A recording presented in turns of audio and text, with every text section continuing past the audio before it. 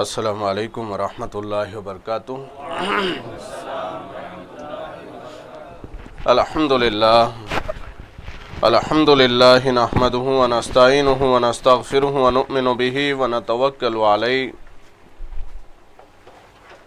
ونعوذ باللہ من شرور انفسنا ومن سیئات اعمالنا من یہدہ اللہ فلا مضل لہ ومن يضلله فلا هادي له ونشهد أن لا إله إلا الله وحده لا شريك له ونشهد أن سيدنا ونبينا ومولانا محمدا عبده ورسوله أما بعد فأعوذ بالله من الشيطان الرجيم بسم الله الرحمن الرحيم هو الذي أرسل رسوله بالهدى ودين الحق ليظهره على الدين كله صدق الله مولانا العظيم وبلغنا رسول النبي الأمين الكريم ونحن على ذلك لمن الشاهدين والشاكرين آمين والحمد لله رب العالمين۔ معزز برادران ملت اسلامیہ،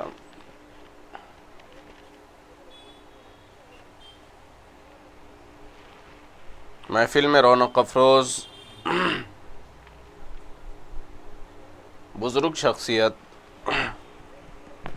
حضرت مولانا حافظ ضمیر الدین صاحب قبلہ مد ظلہ العالی، اللہ ان کا سایہ تا دیر سلامت رکھے۔ اس محفل کے روح روا محب گرامی حضرت مولانا عمران اشرفی صاحب قبلہ خلیفہ شیخ الاسلام والمسلمین و خطیب مسجد حاضہ، معزز حضرات،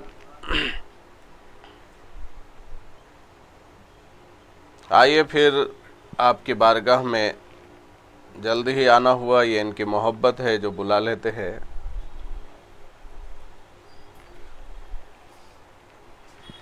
سب سے پہلے ہم اور آپ مل کر بارگاہ رسالت و آل رسالت میں دل کی گہرائیوں کے ساتھ بآواز بلند درود و سلام کا نذرانہ پیش کرے۔ پڑھیے صلی اللہ علی النبی الامی وآلہ صلی اللہ علیہ وسلم، صلاۃ و سلام علیک یا رسول اللہ صلی اللہ تعالی علیہ وسلم۔ دو شخصیتوں کا ذکر ہے،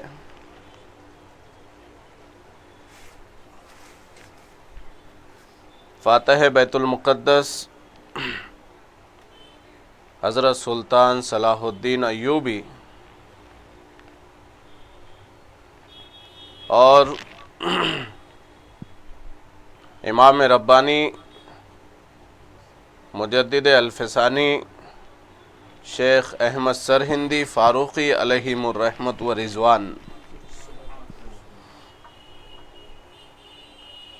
خدایا یہ تیرے پراسرار بندے، خدایا یہ تیرے پراسرار بندے، جنہیں تو نے بخشا ہے ذوق خدائی، اور دو نیم ان کی ٹھوکر سے صحرا و دریا، دو نیم ان کی ٹھوکر سے صحرا و دریا، سمٹ کر پہاڑ ان کی ہیبت سے رائی، سمٹ کر پہاڑ ان کی ہیبت سے رائی، اور شہادت ہے مطلوب و مقصود مومن، شہادت ہے مطلوب و مقصود مومن، نہ مال غنیمت نہ کشور کشائی، اور دو عالم سے کرتی ہے بیگانہ دل کو، دو عالم سے کرتی ہے بیگانہ دل کو، عجب چیز ہے لذت آشنائی۔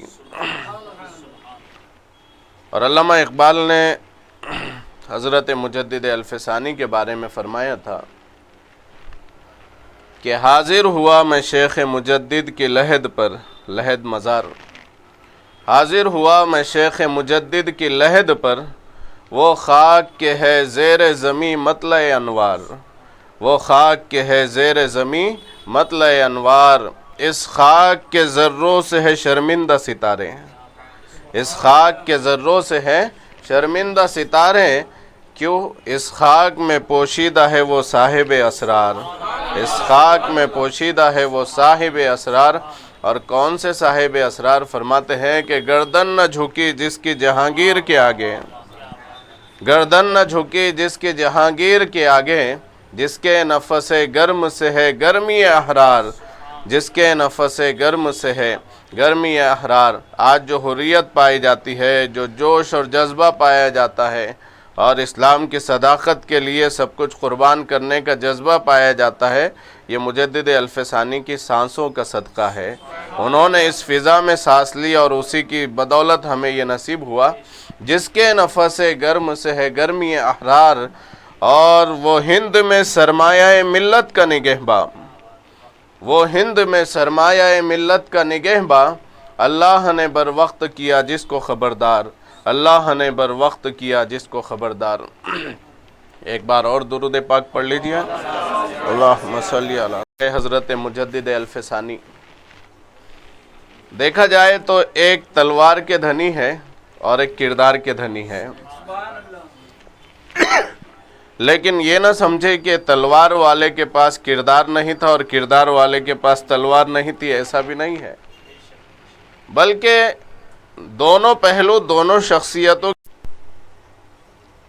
سلطان صلاح الدین ایوبی یہ تلوار کے دھنی ایسے کہ زندگی اللہ کی راہ میں جہاد میں گزاری، بیت المقدس کو فتح کیا، اس کے ساتھ ہی ساتھ کردار کے بھی دھنی تھے، علم کے بھی دھنی تھے، معرفت کے بھی دھنی تھے۔ اس لیے کہ آپ کو معلوم ہونا چاہیے تاریخ کے حوالے سے کہ سلطان نور الدین زنگی نے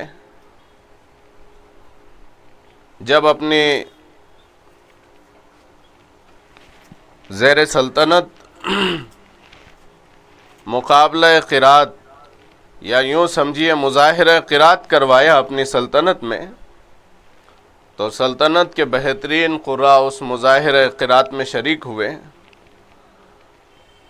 اور ایک بچے کا سب سے نمایاں مقام آیا تھا۔ اس بچے کو دنیا سلطان صلاح الدین ایوبی کے نام سے جانتی ہے، یعنی تلوار کے ساتھ علم کے بھی دھنی ہے۔ مدرسے کی زندگی گزاری ہے سلطان صلاح الدین ایوبی نے، یہی نہیں بلکہ علم و فضل میں بڑا مقام بھی ہے آپ کا۔ زندگی میں انقلاب کیسے آیا، تبدیلی کیسے آئی، یہ علم کا دھنی، یہ کردار کا دھنی، تلوار کا دھنی کیسے بنا۔ آپ کے استاذ آپ کو پڑھا رہے تھے اور انہوں نے ایک واقعہ سنایا، کہا کہ جب سیہونیوں نے، اغیار نے طرابلس پر حملہ کیا، اسلام کے مرکز پر حملہ کیا، وہاں پر ایک ایسا کتب خانہ تھا، اور اتنا بڑا کتب خانہ تھا جہاں پر اسلامی کتابیں رکھی ہوئی تھی کہ اس کتب خانے کی بڑائی کا اندازہ اس سے لگائیے کہ 150 افراد ایسے وہاں پر خدمت پر مامور تھے، ایسے قلم کار تھے، خدمت پر مامور افراد تھے جو کتابوں کی حواشی لکھنے، اس کی شروحات لکھنے، یا جو کتابیں بوسیدہ ہو رہی ہے اسے محفوظ کرنے پر مامور تھے۔ 150 افراد، کتنا بڑا کتب خانہ ہوگا۔ اب ایسا بڑا کتب خانہ جب اغیار نے حملہ کیا، طرابلس اس کی زد میں آیا، تو وہ 150 قلم کار ہاتھ جوڑ کر سامنے آ کر کھڑے ہو گئے اور کہا کہ آپ ہمیں قتل کر دو، ان کتابوں کو آگ نہ لگاؤ، یہ ہمارے نہیں تو تمہارے کام میں آئے گی۔ لیکن کیا کیا جائے جہالت کا، اور کیا کیا جائے تعصب کا، کہ جہاں مسلمانوں کو شہید کیا گیا وہیں طرابلس کے کتب خانے کو آگ لگا دی گئی۔ 150 افراد ہاتھ جوڑتے رہ گئے، لیکن ان کی ایک نہیں سنی گئی۔ استاد نے پڑھاتے ہوئے سلطان صلاح الدین ایوبی سے کہا تھا کہ بیٹا طرابلس کا کتب خانہ اس لیے جلا کہ اس کی حفاظت کے لیے قلم کار تو تھے، قلم تو تھے، لیکن اس کی حفاظت کے لیے تلوار نہیں تھی۔ بس یہ وہ جملہ تھا جس نے سلطان صلاح الدین ایوبی کو علم کے دھنی کے بعد تلوار کا دھنی بنایا۔ اور سلسلہ پھر وہاں چلا کہ آپ نے بیت المقدس کو فتح کیا۔ آج تک دنیا انہیں فاتح بیت المقدس کے نام سے جانتی ہے۔ تو حضرات گرامی، دوسری جو شخصیت ہے حضرت مجدد الفسانی، ان کی شان کے کیا کہنے، ان کے مقام کے کیا کہنے، ان کی شان اور ان کا مقام آج تک دنیا بیان کر رہی ہے اور پچھلوں نے بھی بیان کیا۔ یاد رکھیے کہ اللہ رب العزت نے انسانوں کو راہ ہدایت پر قائم رکھنے کے لیے، راہ ہدایت دینے کے لیے انبیاء و رسول بھیجے۔ کم و بیش 1,24,000 انبیاء و مرسلین اس دنیا میں تشریف لائے، اور اللہ نے ان نبیوں کو جب بھیجا تو ان کے ساتھ کچھ معجزات اور کمالات بھی عطا فرمائے، اس لیے کہ اللہ جانتا تھا کہ کچھ لوگ وہ ہیں جو ان کا پیغام سن کر اسلام کے دامن میں آ جائیں گے، لیکن کچھ وہ ہوں گے جو دلیل طلب کریں گے، معجزہ طلب کریں گے، کچھ دیکھنا چاہیں گے، سننے کے آگے بھی کچھ دیکھنا چاہیں گے۔ تو اس لیے معجزے دیے گئے کہ جو اگر دیکھنا چاہتا ہے اسے معجزہ دکھا دو، اور معجزہ دیکھ کر لوگ اسلام کے دامن میں آئے۔ جس علاقے میں جس نبی کو بھیجا گیا، اس قوم کی جو سپریم طاقت تھی، جس طاقت میں وہ قوم ماہر تھی، اللہ نے اس کے نبی کو ویسا ہی معجزہ دیا۔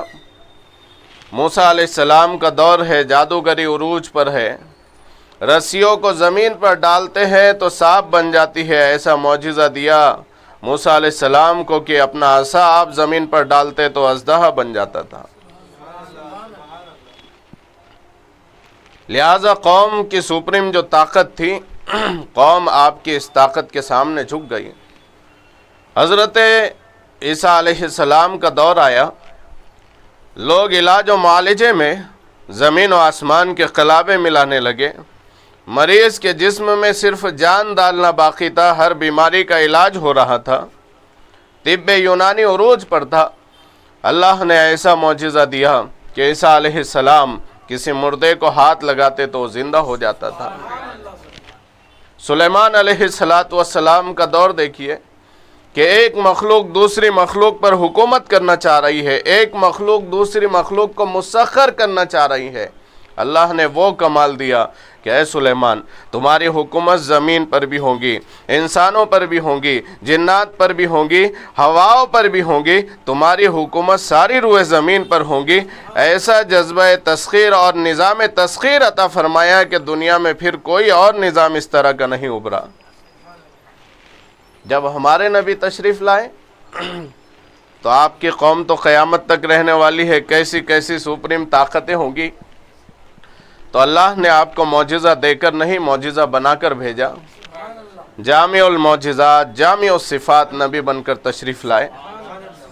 حسن یوسف دم عیسیٰ ید بیضا داری، حسن یوسف دم عیسیٰ ید بیضا داری، آج خوبا ہما دارم تو تنہا داری۔ تنہا مصطفیٰ کی ذات میں سارے معجزے رکھ دیے گئے۔ اب نبی کو آخری نبی بنا کر بھیجا گیا، قیامت تک آپ ہی کی نبوت کے ڈنکے بجنے ہیں، قیامت تک امت جو رہیں گی آپ ہی کی امت رہیں گی، اور خاتم النبیین بنا کر بھیجا گیا۔ اب سوال یہ ہے کہ پچھلے رسول آ رہے ہیں تو کئی نبی ان کی شریعت کی تشہیر و تبلیغ و تعلیم کے لیے تشریف لا رہے ہیں، اور ان کے دور میں بھی ان کی شریعت کی تبلیغ وہ نبی کر رہے ہیں، ان کے دور کے بعد بھی نبی بھیجے جا رہے ہیں۔ حضرت موسیٰ علیہ السلام کو توریت دی گئی تو حضرت ہارون علیہ السلام کو آپ کے ساتھ بھیجا گیا، آپ کا معاون و مددگار بنایا گیا۔ حضرت داؤد علیہ السلام کو زبور دی گئی، آپ کے ساتھ حضرت سلیمان کو بھیجا گیا۔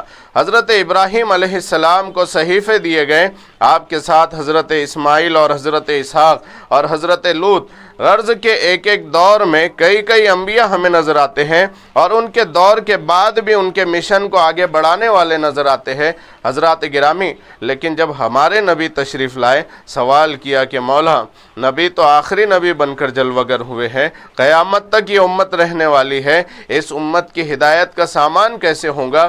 اس امت کو ہدایت کا پیغام کون سنائے گا؟ نبی فرماتے ہیں العلماء ورثۃ الانبیاء، علماء میرے وارث ہیں اور حقیقی وارث اولیاء ہے. کہاں؟ جہاں دین کو سنا کر منوانے کی بات ہوگی علماء اس مشن کو آگے بڑھائیں گے، اور جہاں جلوہ دکھا کر دین کو آگے بڑھانے کی بات ہوگی وہاں اولیاء اس مشن کو آگے بڑھائیں گے.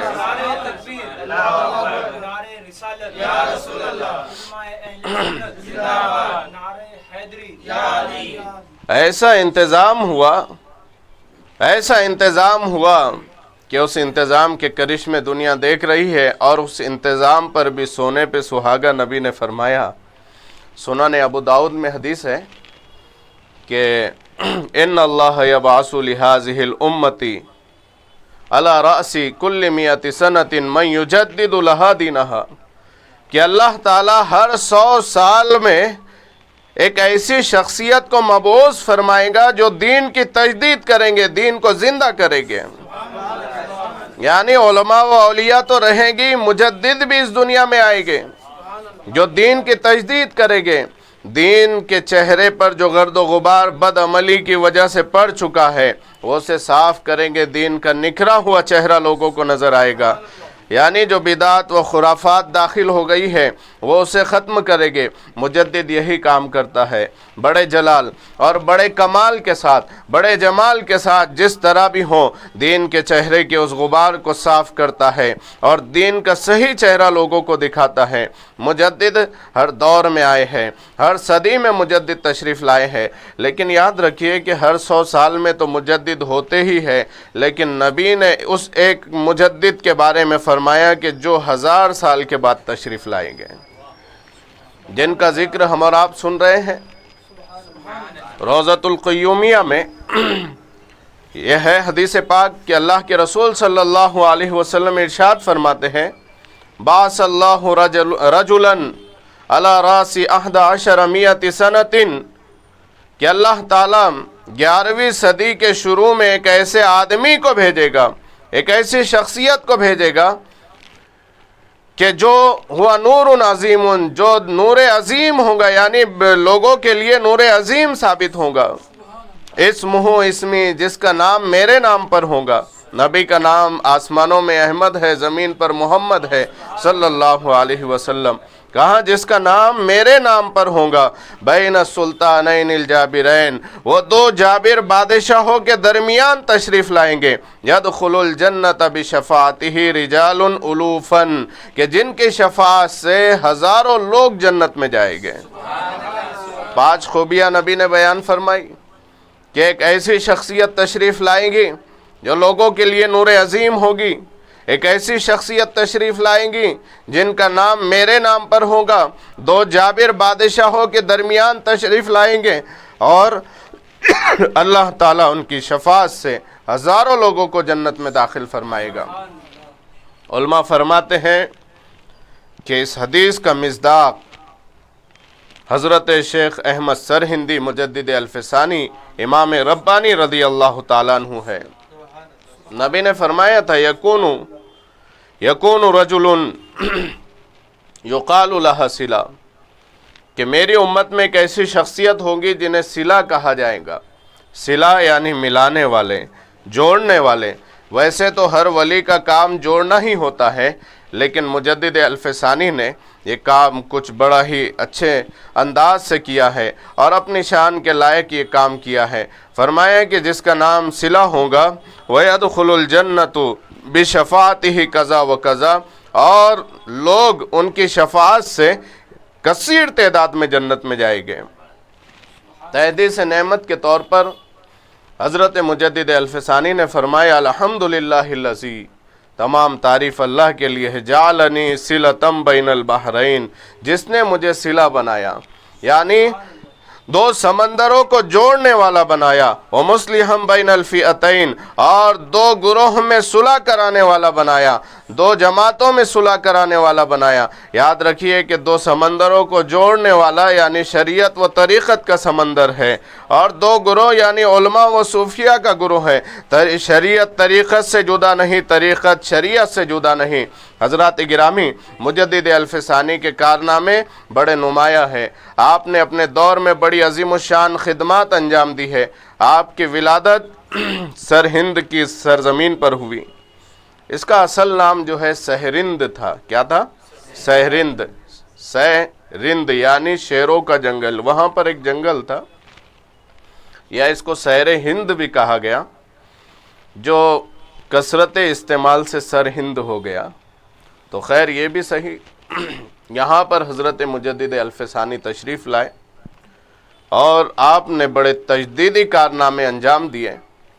آپ کے آنے سے پہلے ہی اولیاء کرام نے آپ کی آمد کی بشارتیں سنائی۔ حد ہو جاتی ہے جب غوث اعظم نے مراقبہ کیا آپ سے 500 سال پہلے، مجدد الف ثانی کے تشریف لانے سے 500 سال پہلے سردار الاولیاء غوث الاعظم دستگیر رضی اللہ عنہ وارضاہ عنا، آپ مراقبے میں تھے۔ آپ نے دیکھا کہ ایک عظیم نور ظاہر ہوا جو ساری کائنات پہ چھا گیا، سارے عالم پہ چھا گیا۔ آپ نے اللہ سے سوال کیا کہ مولا یہ نور کس کا ہے؟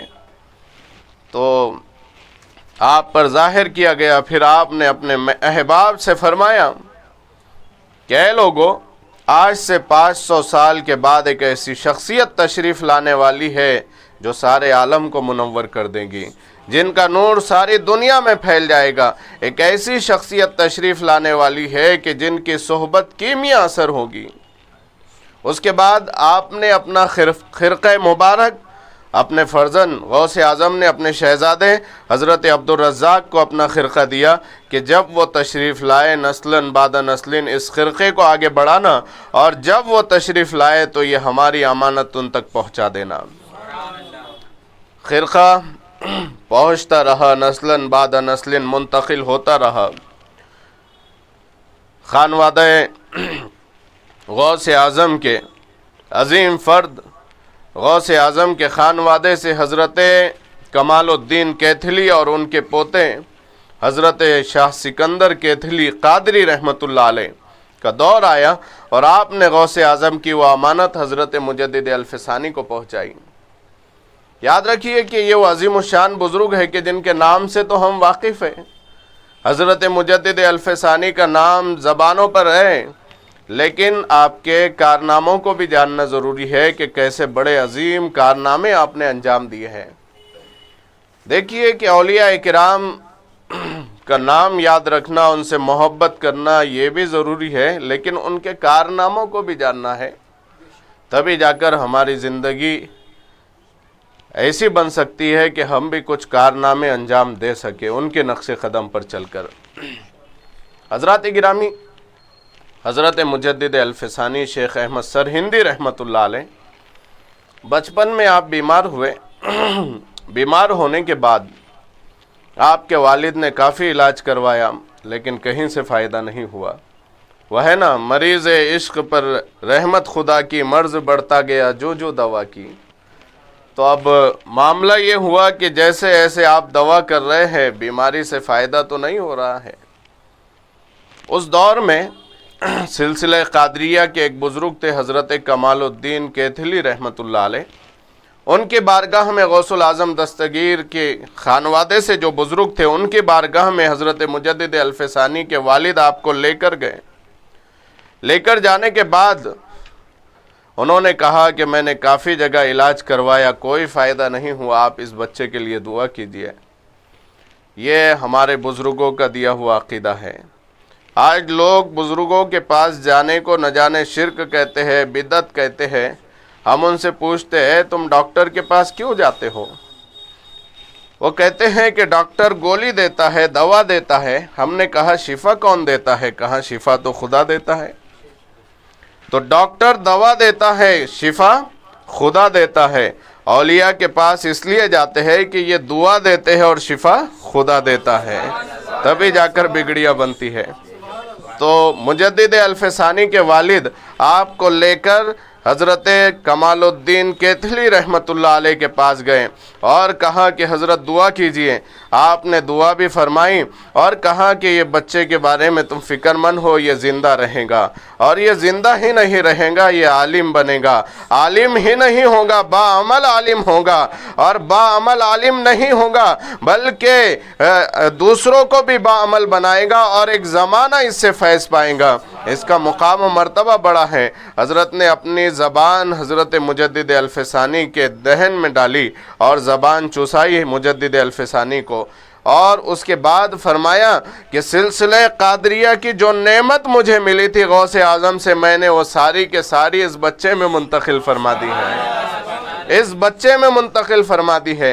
ये गौसे आज़म का फैज़ मुजद्दिद अल्फसानी को मिला। और फिर सुल्तानुल हिंद गरीब नवाज का फैज़ भी आप दरबार गरीब नवाज में आए, आपने वहाँ पर मुराक़बा किया और मुराक़बे से उठने के बाद अपने मुरीदीन से फरमाया कि गरीब नवाज ने मुझ पर बड़ा करम फरमाया है, बड़ी मोहब्बत फरमाई है। आप ये कहकर उठे ही थे कि दरबार गरीब नवाज के उस दौर के जो सज्जादा नशीन थे, उन्होंने गरीब नवाज के रोज़े का गिलाफ लिया और आपको वो अता फरमा दिया, और ये कहकर अता फरमाया कि ये गिलाफ जो है तो हम आम लोगों को नहीं देते हैं, बादशाहों को देते हैं, और आप भी दीन के बादशाह हैं, मारिफत के बादशाह हैं, आप शरीयत के बादशाह हैं, इसलिए आपको ये गिलाफ दिया जा रहा है। हजरत, तो ये है हज़रत मुजद्दिद अल्फसानी, इनका तजदीदी कारनामा ये है कि जब अकबर ने दीन इलाही निकाला और गुमराही और लादीनियत फैलने लगी, अकबर ने यह सोचा था कि हिंदुस्तान में हुकूमत करना है और यहाँ पर मुख्तलिफ़ कौमें रहती हैं, मुख्तलिफ़ मज़ाहिब के मानने वाले रहते हैं, लिहाजा वो अंदाज़े हुकूमत इख्तियार किया जाए और अपना हाल हुलिया ऐसा बनाया जाए कि सारी कौमों पर हुकूमत करना है, सारी कौमें हमसे मोहब्बत करने लगे उस हाल और हुलिये की बुनियाद पर। तो अकबर ने यूँ किया कि दीन इलाही निकाला, 9 दीनों को मिलाकर एक दीन बनाया गया। यानी नज़रिया ये था अकबर का कि हिंदू मुझे हिंदू समझे, मुसलमान मुसलमान समझे, पारसी मुझे पारसी समझे, यहूद और नसारा अपना हम अकीदा समझे, यानी हर एक को मैं उनका हम नवा नज़र आऊँ। इस तरह मेरी हुकूमत हिंदुस्तान पर कायम रहेगी और मेरी नस्ल की हुकूमत भी चलते रहेगी। बड़ा दीन से इसने खिलवाड़ किया और इसके दौर में गुमराही और बददीनी इस हद तक फैली कि खुल्लम खुल्ला शियार इस्लाम का मजाक उड़ाया जाने लगा। जो जानवर शरीयत ने हलाल करार दिया है उसको हराम कर दिया गया। मस्जिदें लोगों की खुशनुदी के लिए मिस्मार करके वहाँ पर दीगर मज़ाहिब की इबादत गाहें तामीर होने लगीं। अकबर के दौर में अकबर को बिगाड़ने वाले कोई और नहीं, उलमाए सू थे। एक उलमाए हक़ होते हैं और एक उलमाए सू होते हैं। ऐसे उलमा और ऐसे दरबारी, अकबर के खुशामदी दरबारी जिन्होंने उसका जहन इस हद तक बदला कि कलमे में लोग यूँ पढ़ने लगे ला इलाहा इल्लल्लाह मुहम्मदुर रसूलुल्लाह। यहाँ तक तो ठीक है, यहाँ तक तो कलमा हक़ है, लेकिन अकबर खलीफतुल्लाह का इजाफ़ा किया गया। आपने तारीख़ में भी सुना होगा अकबर को ज़िल्ले इलाही कहा जाता था। नौज़ बिल्लाह, क्या ये खुदा का साया था? अकबर के बारे में ये कहा जाता था अकबर जल्ल जलालहू, यानी गुमराही अकबर को खुदा बनाने की कोशिश की जा रही थी। एक ऐसे दौर में मुजद्दिद अल्फसानी ने अपने तजदीदी कारनामों का आगाज़ किया कि जिस दौर में तौहीद पर हमला हो रहा था, वहदानियत पर हमला था, इस्लाम के चेहरे को मस्ख करने की कोशिश की जा रही थी और हुकूमती सतह पर यह कोशिश हो रही थी, मस्जिदें मिस्मार हो रही थी। जो चीज़ें हराम थी शरीयत इस्लामिया में سود، جوا اور شراب، ان چیزوں کو باضابطہ حلال قرار دیا گیا تھا، اور کوئی ایسا موقع نہیں چھوڑا جاتا تھا اسلام کا مذاق اڑانے کا۔ بادشاہ اگر یہ کہہ دیتا کہ میری حکومت کا کوئی مذہب نہیں ہے تو کافی تھا، اس کے لیے اسلام کا مذاق اڑانا ضروری نہیں تھا، لیکن باضابطہ اسلام کا مذاق اڑایا جانے لگا، صحابہ اکرام پر طعن و تشنیع کے تیر چلائے جانے لگے۔ جب حکومتی سطح پر یہ ہوا اور ایک بادشاہ غرور و گھمنڈ میں، حکومت کے نشے میں یہ سب کچھ کر رہا تھا، مجدد الفسانی جو حضرت عمر فاروق کے خاندان سے تھے، 29ویں پشت میں آپ کا شجرہ نسب حضرت عمر فاروق سے ملتا ہے۔ آپ کی رگ فاروقیت بھڑک اٹھی اور آپ نے اس دور میں بڑے بڑے رؤساء کو حکومت کے عہدوں پر، جو اعلیٰ عہدوں پر تھے، بادشاہ کے معاون و مددگار تھے، پہلے تو خطوط لکھے کہ بادشاہ کو سمجھایا جائے تم اس مقام پر ہو، یہ تمہاری ذمہ داری ہے، لیکن اسے گمراہ کرنے والے بھی یہی تھے۔ آغاز میں اکبر تو بڑا اچھا تھا، یعنی علماء کا قدردان تھا، اولیاء اکرام سے محبت کرنے والا تھا، اسی لیے اپنی منت پوری کرنے کے لیے فتح پور سیکری حضرت سلیم چشتی کے مزار کا پیدل سفر کیا تھا۔ یہی وہ اکبر تھا جس نے سلطان الہند غریب نواز کے مزار پر پیدل چل کر حاضری دی تھی۔ یہی اکبر تھا جو رات کے پچھلے پہر مسجد میں بیٹھا رہتا تھا، مناجات کرتا تھا۔ اس کے بارے میں آتا ہے کہ کبھی مسجد میں جھاڑو بھی دیا کرتا تھا، لیکن اس کو بدلنے والے، اس کو بگاڑنے والے کوئی اور نہیں، علماء سو تھے، ابو الفضل اور فیضی، اور ان کا باپ مبارک لاہوری اور دیگر اراکین سلطنت۔ انہوں نے اس کے ذہن میں ایسی گمراہی بھرنے کی کوشش کی، اسے خدا بنانے کی کوشش کی۔ باضابطہ فیضی نے تو کہا تھا کہ مجھ پر ایک کتاب نازل ہوئی ہے جو آپ کے لیے ہے، اور اس میں لکھا ہے یا ایھا البشر لا تذبح البقر ان تذبح البقر فما واک سقر، کہ اے بشر تو گائے کو ذبح نہ کر، اگر تو ایسا کرے گا تو تیرا ٹھکانہ جہنم ہوگا۔ جو حلال چیزیں تھی اس کو حرام قرار دینے کی کوشش کی جا رہی تھی اس طرح کے جملوں سے، اور یہ کوئی معمولی لوگ نہیں تھے۔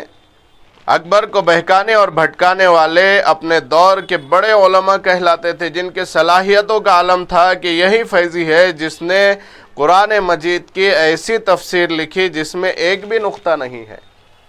آپ ایک صفحہ نہیں لکھ سکتے، یہ پوری تفسیر جو ہے تو قرآن مجید کی بغیر نقطے کی، لیکن اس کا علم نافع نہیں تھا، یہ علم زار تھا۔ جس علم کا حامل شیطان تھا، اسی علم کے حامل یہ دونوں ابو الفضل اور فیضی تھے۔ ان کا باپ مبارک لاہوری تھا۔ گمراہی اپنے علم کی بدولت اور اپنی چرب زبانی کی بدولت یہ پھیلا رہے تھے۔ اکبر کو خدا بنانے کی کوشش کی جا رہی تھی، اور ہمارا سلام ہے السلام علیکم، وعلیکم السلام، لیکن اکبر کے دور میں سلام اس طرح ہوتا تھا کہ ایک کہتا تھا اللہ، دوسرا کہتا تھا اکبر، جواب دینے والا، یعنی اکبر کو الہ اور اللہ بنانے کی کوشش کی جا رہی تھی۔ ایسے دور میں مجدد الفسانی نے خوب محنتیں کی، اپنے خلفاء کو بھی، اپنے مریدین کو بھی تیار کیا، ایک ایسی جماعت تیار کی، 10,000 کی تعداد میں ایسی جماعت تیار کی جو حکومت وقت کا تختہ الٹ سکتی تھی، لیکن آپ نے انداز اپنا ناصحانہ رکھا، راہ راست پر لانے کی کوشش کی اکبر کو۔ اکبر تو راہ راست پر آنے سے رہا۔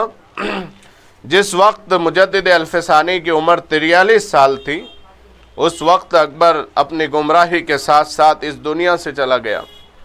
اکبر کے بعد اس کا بیٹا جب تخت نشین ہوا جہانگیر، اس نے دیکھا کہ یہ مجدد الفسانی، یہ شیخ احمد سرہندی میری حکومت کے لیے درد سر بنے ہیں، تو اس نے اٹھایا آپ کو اور گوالیار کی جیل میں ڈال دیا۔ ڈالنے سے پہلے آپ کو اپنے دربار میں بلایا۔ دربار میں رواج یہ تھا کہ ہر آنے والا بادشاہ کو سجدہ کیا کرتا تھا، لیکن یہ کام مجدد الفسانی سے کہاں ہونے والا تھا۔ لہٰذا عمرہ و اراکین سلطنت نے مشورہ دیا کہ ایک طریقہ اختیار کیا جائے کہ ایک ایسا چھوٹا سا دروازہ، کھڑکی نما دروازہ ایسا بنایا جائے کہ یہ سجدہ تو نہیں کرے گے، اس دروازے سے یہ جھک کر ہی آ جائے تو ان کا سجدہ مان لیا جائے گا۔ دروازہ جب بنایا گیا تو بادشاہ کو امید تھی کہ اب وہ مجدد الفسانی کا سر جھکتا ہوا دیکھے گا۔ آپ دربار میں داخل ہوئے تو آپ نے اپنا سر نہیں نکالا، پہلے اپنا پیر نکالا۔ بادشاہ کو سر نظر نہیں آیا، پیر نظر آیا، اور اس کے بعد جو ہے اس نے آپ سے گفتگو کی۔ آپ نے اسلام کی حقانیت بیان فرمائی، اور جو خرافات اس سلطنت میں داخل ہو چکی تھی، دین الہی کے نام پر جو خرافات پھیلائی جا رہی تھیں، گمراہی پھیلائی جا رہی تھی، آپ نے کہا کہ یہ ختم ہونا چاہیے۔ جہانگیر نے اٹھایا اور آپ کو گوالیار کی جیل میں ڈال دیا۔ حضرات گرامی، اس سے پہلے ہی آپ کے خلفاء نے، آپ کے فرزندوں نے کہا تھا کہ ہم اس حکومت کے خلاف اٹھ کھڑے ہوتے ہیں۔ آپ نے کہا تھا کہ یہ جیل میں جانا میرے لیے معیوب نہیں ہے، یہ تو سنت یوسفی ہے، یہ حضرت یوسف کی سنت ہے، اور اس جیل میں جانے سے بڑے کام ہوں گے، اللہ بڑے دروازے کھولے گا۔ حکومت کے خلاف تم بغاوت مت کرنا۔ بڑے بڑے عہدوں پر آپ کے مریدین تھے، آپ کے خلفاء تھے، آپ کے چاہنے والے تھے، جنہوں نے کہا تھا کہ اگر آپ اجازت دے تو جہانگیر کا سر اتار کر آپ کے قدموں میں رکھ دے، لیکن آپ اس کی اصلاح چاہتے تھے، آپ جیل میں چلے گئے۔ جیل میں بھی آپ کا یہ اختیار، دیکھیے کہ 3 سال کا عرصہ مجدد الفسانی جیل میں رہے، اور جیل میں رہ کر جس وقت جمعہ کا دن آتا آپ جمعہ کی تیاری کرتے۔ جیل میں تو جمعہ ہو نہیں سکتا، جمعہ کی شرائط جو ہے اذن عام، یعنی عام اجازت ہو سب کو آنے کے لیے، تو جیل میں یہ شرط نہیں پائی جاتی۔ اور جمعہ کی شرائط میں یہ ہے کہ جہاں جمعہ ادا ہو رہا ہے اس مقام کے دروازے کھلے ہو۔ جیل کا دروازہ کھولے گے تو حضرات گرامی یہاں جمعہ کی شرط نہیں پائی جاتی تھی، اور کسی قیدی کو ایسا نہیں ہوتا ہے کہ جمعہ پڑھنے کے لیے باہر چھوڑا جائے۔ آپ مجدد الفسانی کی شان دیکھیے، آپ نے فرمایا کہ یہ نہ سمجھنا کہ ہم مجبور ہو کر جیل میں آئے ہیں، مجبور ہو کر قید میں آئے ہیں، بلکہ جب بھی جمعہ کا وقت ہوتا آپ دروازے کے پاس کھڑے ہوتے، دروازہ خود بخود کھل جاتا، خود بخود دروازہ کھل جاتا، اور آپ اس شہر کی جامع مسجد میں جا کر جمعہ کی نماز ادا فرماتے ہیں۔ جیل میں بھی آپ سنت یوسفی ادا کرتے رہے، اسلام کا پیغام جیل میں ان لوگوں کو پہنچاتے رہے جو کسی نہ کسی جرم کی وجہ سے جیل میں آئے تھے۔ بڑے بڑے جرائم کی دنیا کے نام تھے اس جیل میں، اور ہزاروں کی تعداد میں تھے۔ ایسے وقت میں مجدد الفسانی نے 3 سال کا عرصہ وہاں پر گزارا۔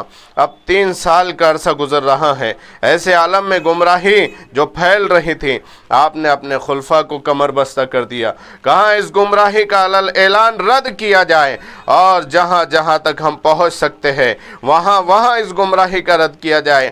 آپ نے خود خطوط لکھے، اور گمراہی کے خاتمے کے لیے جد و جہد اور کوشش کا یہ دور چلتا رہا۔ حضرات گرامی، ذرا اندازہ لگائیے، جیل میں آپ ہیں، آپ فرماتے اپنے فرزندوں کو خطوط لکھ کر کہ جو فتوحات اور جو کشف اور جو اسرار و معارف کی بارش مجھ پر باہر ہوتی تھی، جیل میں اس سے زیادہ ہو رہی ہے۔ اللہ کی کرم نوازیاں جیل میں اس سے زیادہ ہو رہی ہیں۔ آخر کار جہانگیر کے دور میں ایک فتنہ یہ بھی برپا ہوا تھا۔ حضرت شیخ اکبر محی الدین ابن عربی نے جو نظریہ وحدت الوجود پیش کیا تھا، وہ نظریہ تو صحیح تھا، لیکن اس نظریے میں لوگوں نے اپنی طرف سے طبیعتوں کے حساب سے تبدیلی کی اور اس نظریے کو الگ رنگ دینے کی کوشش کی۔ وحدت الوجود کے نظریے کو اپنی خواہشات کے مطابق الگ رنگ دینے کی کوشش کی، یعنی ہر جگہ اللہ ہی کا وجود ہے، اور یہ بتانے کی کوشش کی جب ہر جگہ اللہ ہے تو پھر مندر میں بھی وہی ہوگا، پھر کلیسا میں بھی وہی ہوگا۔ اکبر تو چاہتا ہی تھا کہ ایسا مذہب بن جائے جس سے سب خوش رہے اور میری حکومت چلتی رہے۔ تو حضرات گرامی، اس گمراہی کا رد بھی امام ربانی حضرت مجدد الفسانی نے کیا، اور آپ نے نظریہ وحدت الوجود جو غلط رنگ اختیار کر چکا تھا اسے وحدت الشہود کی اصطلاح آپ نے عطا فرمائی، اور کہا کہ ساری کائنات مظہر ذات خدا ہے اور ہم مظاہر کے پرستار نہیں ہیں بلکہ ہم خدا کے پرستار ہیں۔ لوگوں کو بتوں کی پوجا کی طرف ورغلایا جا رہا تھا۔ دیکھیے ہر جگہ اللہ ہی کا جلوہ ہے، اسی کا جلوہ ہر چیز میں ہے۔ وہ ہے نا، یہ آج بھی شاعر لوگ کہتے ہیں مندر میں ہے، مسجد میں، کعبے میں، کلیسا میں، یعنی ہر جگہ اللہ ہی ہے۔ جب ہر جگہ تو ہی تو ہے تو پوچھو آ گیا دانوں کی مالا لے کر صنم خانے میں کون؟ تو اگر بستی میں رہتا ہے تو ویرانے میں کون؟ تو اگر شمع میں جلتا ہے تو پروانے میں کون؟ تو اگر ساقی بنا بیٹھا ہے تو مے خانے میں کون؟ اور نعوذ باللہ تو اگر کعبے میں رہتا ہے تو بت خانے میں کون؟ اس طرح کا پاٹ پڑھانے کی کوشش کی جا رہی تھی۔ وحدت الوجود کے نظریے کو غلط رنگ دے کر مجدد الفسانی نے فرمایا کہ کائنات مظہر ذات خدا ہے، خدا نہیں ہے، مظہر ذات خدا ہے، اور ہم مظاہر کے پرستار نہیں، خدا کے پرستار ہیں۔ اس نظریے کی بنیاد پر لوگوں کو جب بتوں کے آگے جھکایا جانے لگا تو آپ نے نظریہ پیش کیا۔ آپ کی شخصیت معقولات و منقولات کی جامع تھی اور علم و عمل کے دھنی تھے آپ۔ علم و اسرار آپ پر اس طرح رحمت خداوندی کی طرف برسا کرتے تھے۔ برادران ملت اسلامیہ، جب جیل میں آپ کو 3 سال کا عرصہ ہو گیا تو اللہ کے رسول صلی اللہ علیہ وسلم کی طرف سے آپ کی رہائی کے اسباب ہونے لگے۔ خواب میں جہانگیر دیکھتا ہے کہ حکومت اور سلطنت تباہ ہو رہی ہے۔ خواب سے ہڑبڑا کر اٹھتا ہے۔ جو لوگ حکومت کے پجاری ہیں جب اپنی اصل کو لٹتا ہوا دیکھے تو ہڑبڑا کر نہ اٹھے تو کیا ہو؟ ہڑبڑا کر اٹھا اور سوچا کہ اب ذرا سدھر جانا چاہیے، شراب و سراہی سے رشتہ توڑ لینا چاہیے۔ اس کے بعد جب سویا تو خواب میں سرکار مدینہ صلی اللہ علیہ وسلم کی زیارت ہوئی، آداب غلامی بجا لانے کے لیے آگے بڑھا۔ ادھر اللہ کے رسول صلی اللہ علیہ وسلم نے اپنا چہرہ پھیر لیا، اور چہرہ پھیرا تو جہانگیر دوسری طرف سے جاتا ہے۔ اللہ کے رسول پھر چہرہ پھیر لیتے ہیں، جہانگیر پھر جاتا ہے چہرے کی طرف سے، اللہ کے رسول اپنا چہرہ پھیر لیتے ہیں۔ اب یہ دعائی دیتا ہے، یا رسول اللہ ہم تباہ ہو رہے ہیں، حکومت و سلطنت تباہ ہو رہی ہے، اے اللہ کے رسول دستگیری فرمائیے، کہاں تو اپنی حکومت کا رونا رو رہا ہے اور میرے بیٹے شیخ احمد سرہندی کو تو نے گوالیار کی جیل میں بند کر رکھا ہے، تیرا یہ آبائی مذاق بند ہونا چاہیے۔ اب نبی جسے اپنا بیٹا کہہ دے، نبی جسے اپنا چہیتا کہہ دے۔ اب جہانگیر خواب سے اٹھتا ہے، سوچنے کا نظریہ بدل چکا ہے۔ کل جسے وہ باغی کہہ رہا تھا آج اسے اپنا امام تسلیم کر رہا ہے۔ کل جسے عزت کا مقام نہیں دے پا رہا تھا آج اس کے دل پر اسی شخصیت کا راج ہو چکا ہے۔ اپنے عمرہ و اراکین سلطنت کے ساتھ گوالیار کے قلعے کے دروازے پر آتا ہے، جیل کے دروازے پر آتا ہے، اور مجدد الفسانی سے کہتا ہے کہ حضور باعزت باہر تشریف لائیے۔ آپ نے کہا کہ ایسے نہیں آؤں گا، میری شرائط ہے۔ آپ بھی اپنے مقام کو جانتے تھے نا، کہا ایسے نہیں آؤں گا، اب تو اسے نکالنا ضروری ہے، نکالنا اس کے لیے ضروری ہو چکا ہے۔ آپ نے بھی شرائط رکھی، کہا ایسے نہیں آؤں گا۔ کہا کیا شرائط ہے؟ آپ نے 10 شرائط سامنے رکھی۔ کہا شرط یہ ہے کہ جو حلال جانوروں پر تو نے پابندی لگائی ہے ذبح کرنے پر، تو خود اپنے ہاتھ سے یہاں ذبح کرے گا۔ پہلی شرط یہ ہے، کہا یہ منظور ہے۔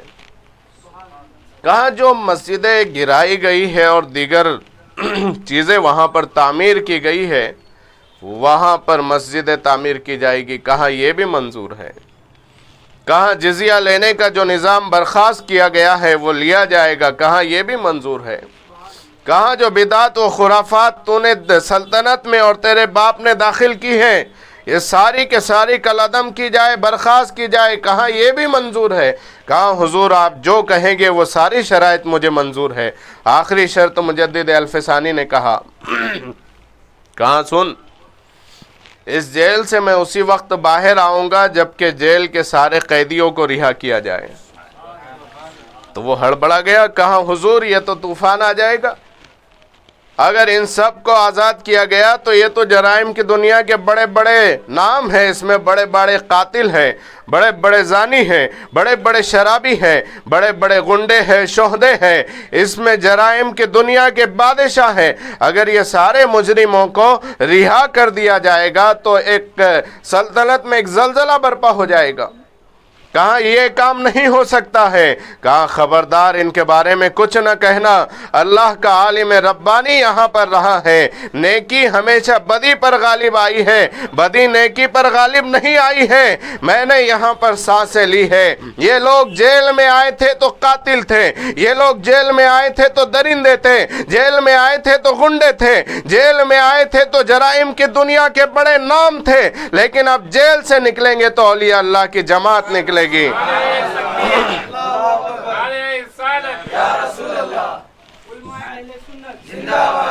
جیل سے نکلیں گے تو اولیاء اللہ کی جماعت نکلیں گی۔ مجدد الفسانی نے ساروں کے دل کی دنیا بدل دی تھی۔ یقین محکم عمل پہ ہم محبت فاتح عالم، جہاد زندگانی میں یہ ہے مردوں کی شمشیریں، اور کوئی اندازہ کر سکتا ہے ان کے زور بازو کا، نگاہ مرد مومن سے بدل جاتی ہے تقدیریں۔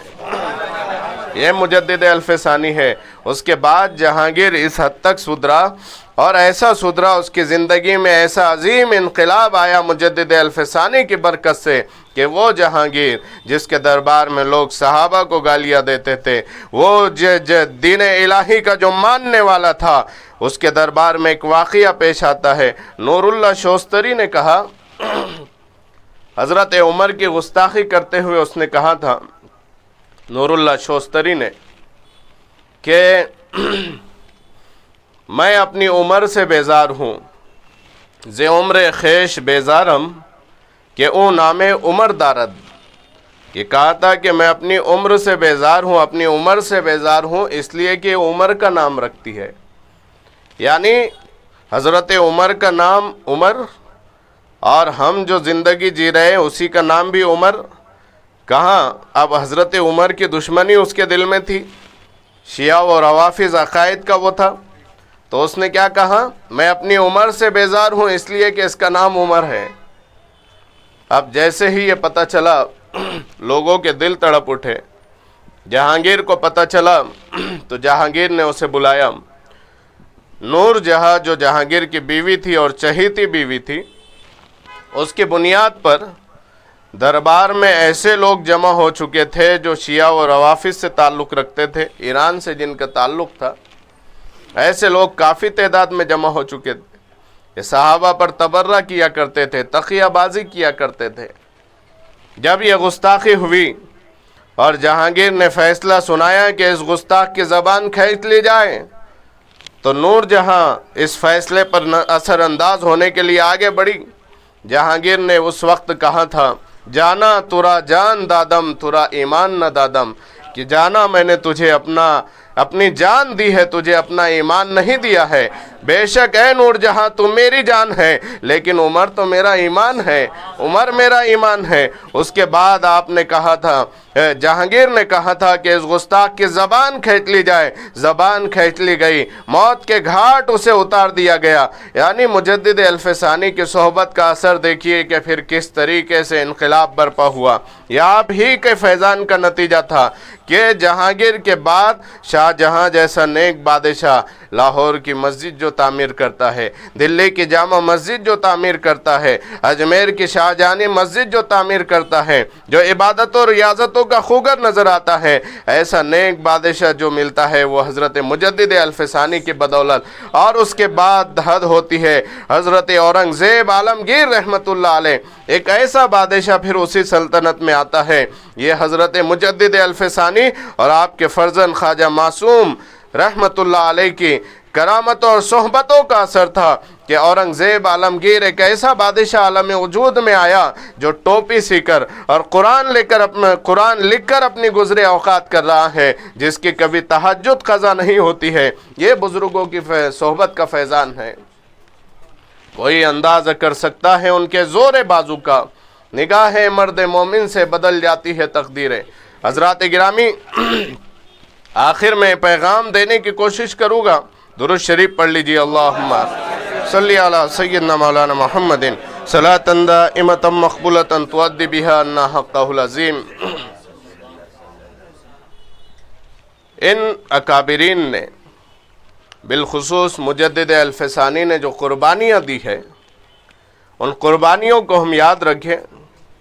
یہ دین ہم تک یوں ہی نہیں پہنچا ہے، اور یہ دین بادشاہوں کے ذریعے بھی نہیں پھیلا ہے۔ انہوں نے تو مٹانے کی کوشش کی تھی نا،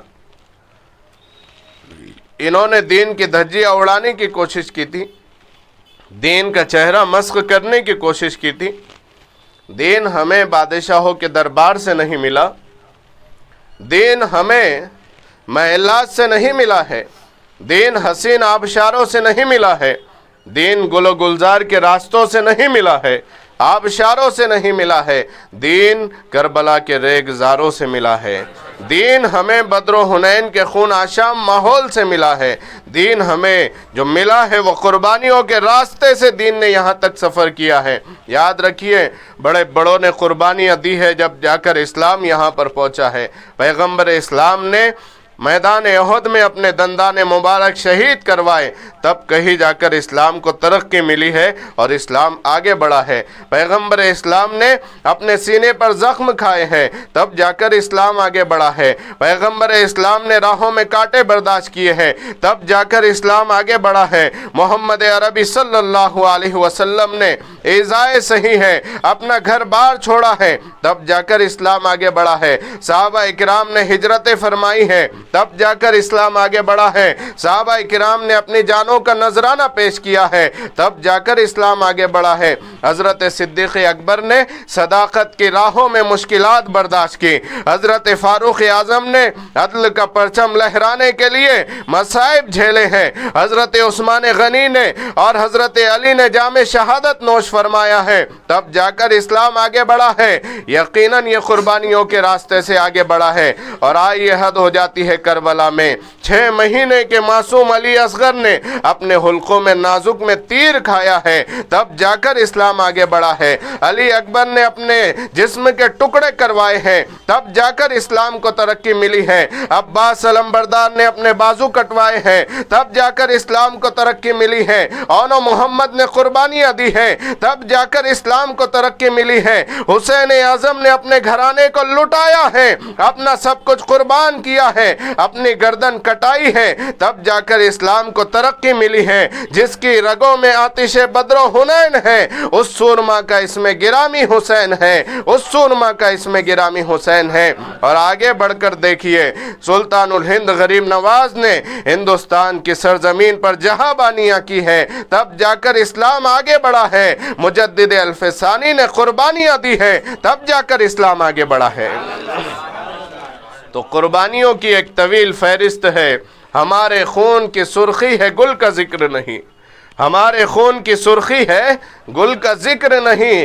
ہمارے خون سے رنگ بہار باقی ہے، ہمارے خون سے رنگ بہار باقی ہے۔ یقیناً آج اگر ہمارے دل میں اسلام کی عظمت ہے اور جذبہ ہے تو ہمیں بھی قربانیاں دینے کے لیے اپنے آپ کو تیار کرنا ہوگا۔ یہ شہادت گہے الفت میں قدم رکھنا ہے۔ لوگ آسان سمجھتے ہیں مسلمان ہونا۔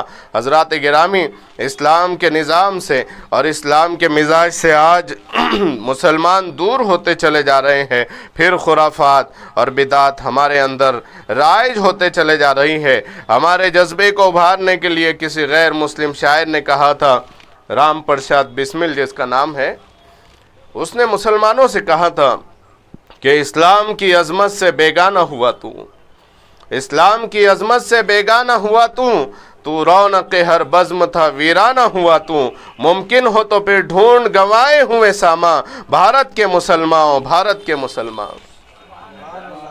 اجمیر کی درگاہ معلیٰ تیری جاگیر، اجمیر کی درگاہ معلیٰ تیری جاگیر، ذرات میں کلیئر کے پنہا تیری تصویر، اور سر ہند جہاں جو مجدد الفسانی کا مسکن ہے، فرمایا کہ اجمیر کی درگاہ معلیٰ تیری جاگیر، ذرات میں کلیر کے پنہا تیری تصویر، سر ہند کی مٹی میں نہا تاج شہیدہ، بھارت کے مسلمان او بھارت کے مسلمان۔ کاش ہم اپنے اسلاف کی عظمت کو سمجھیں، انہی کے نقش قدم پر چلنے کی کوشش کریں تو یقیناً کامیابی ہمیں ملے گی۔ بے عمل سمت عمل جائیں گے انشاءاللہ، عظمت کھوئی ہوئی پائیں گے انشاءاللہ۔ وقت تو ٹھہر مسلمان تو ہو لینے دے، سارے عالم پہ ہم ہی چھائیں گے انشاءاللہ۔ وآخر دعوانا ان الحمدللہ رب العالمین۔